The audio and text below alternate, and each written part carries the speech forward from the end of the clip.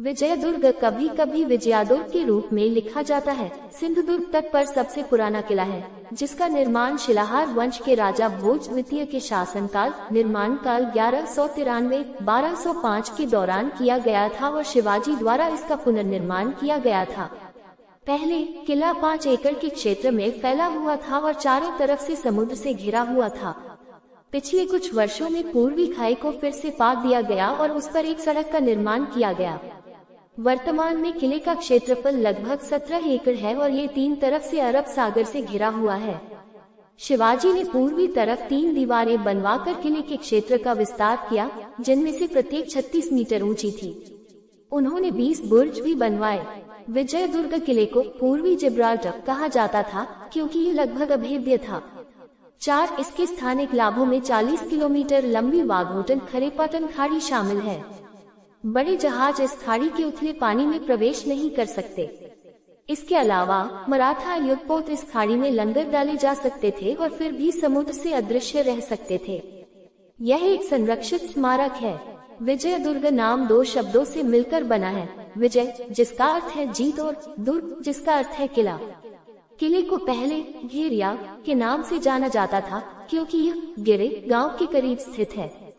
छत्रपति शिवाजी महाराज ने 1653 में बीजापुर के आदिल शाह से इस किले पर कब्जा कर लिया और इसका नाम बदलकर विजयदुर्ग रख दिया, क्योंकि तत्कालीन हिंदू सौर वर्ष का नाम विजय था। विजयदुर्ग किला सिंधुदुर्ग जिले के देवगढ़ तालुका में विजयदुर्ग प्रायद्वीपीय क्षेत्र के सिरे पर स्थित है। ये भारत के महाराष्ट्र के पश्चिमी तट पर स्थित कई तटीय किलों में से एक है। ये चारों तरफ से पानी से घिरा हुआ है, लेकिन एक संकरी सड़क के माध्यम से जमीन से जुड़ा हुआ है।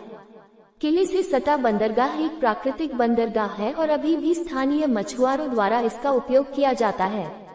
1653 में छत्रपति शिवाजी महाराज ने बीजापुर के आदिल शाह से इस किले पर कब्जा कर लिया और इसका नाम बदलकर विजयदुर्ग रख दिया।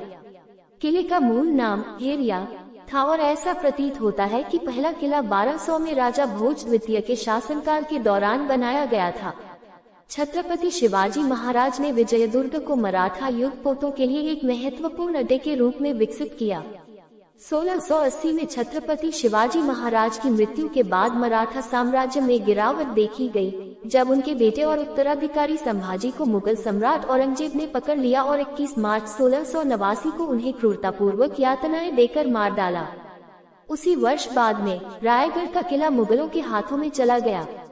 संभाजी महाराज की पत्नी और उनके शिशु पुत्र शाहू महाराज के साथ साथ कई अन्य लोगों को पकड़ लिया गया और उनके साथ राज्य के कैदियों जैसा व्यवहार किया गया। शिवाजी महाराज की दूसरी पत्नी के बेटे राजा राम ने मराठा साम्राज्य की कमान संभाली। संभाजी महाराज की वीरतापूर्ण मृत्यु से प्रेरित होकर उन्होंने मुगलों के खिलाफ लड़ाई लड़ी। उनके शासनकाल के दौरान ही कान्होजी आंद्रे उर्फ कोनाजी आंद्रे मराठों की नौसेना के एडमिरल बने। 1698 में कान्होजी ने विजयदुर्ग को समुद्र तट के किनारे अपने क्षेत्र की राजधानी बनाया। 1700 में राजा राम की मृत्यु हो गई। राजा राम की बहादुर विधवा ताराबाई ने मराठा साम्राज्य की बागडोर संभाली।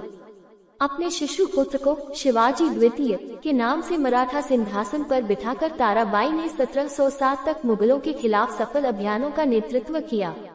शिवाजी के शासक घराने की बेचैनी का फायदा उठाते हुए कान्होजी आंद्रे भारत के पश्चिमी तट के सबसे शक्तिशाली और स्वतंत्र नौसेना प्रमुख बन गए। ताराबाई ने कान्होजी को सरखेल एडमिरल की उपाधि दी। एक समय में कान्होजी आंद्रे बॉम्बे अब मुंबई से वेंगुर्ला तक पूरे तट के स्वामी थे। शिवाजी महाराज की दूसरी पत्नी के बेटे राजा राम ने मराठा साम्राज्य की कमान संभाली। संभाजी महाराज की वीरतापूर्ण मृत्यु से प्रेरित होकर उन्होंने मुगलों के खिलाफ लड़ाई लड़ी। उनके शासनकाल के दौरान ही कान्होजी आंद्रे उर्फ कोनाजी आंद्रे मराठों की नौसेना के एडमिरल बने। 1698 में कान्होजी ने विजयदुर्ग को समुद्र तट के किनारे अपने क्षेत्र की राजधानी बनाया। 1700 में राजा राम की मृत्यु हो गई। राजा राम की बहादुर विधवा ताराबाई ने मराठा साम्राज्य की बागडोर संभाली। अपने शिशु पुत्र को शिवाजी द्वितीय के नाम से मराठा सिंहासन पर बिठाकर ताराबाई ने 100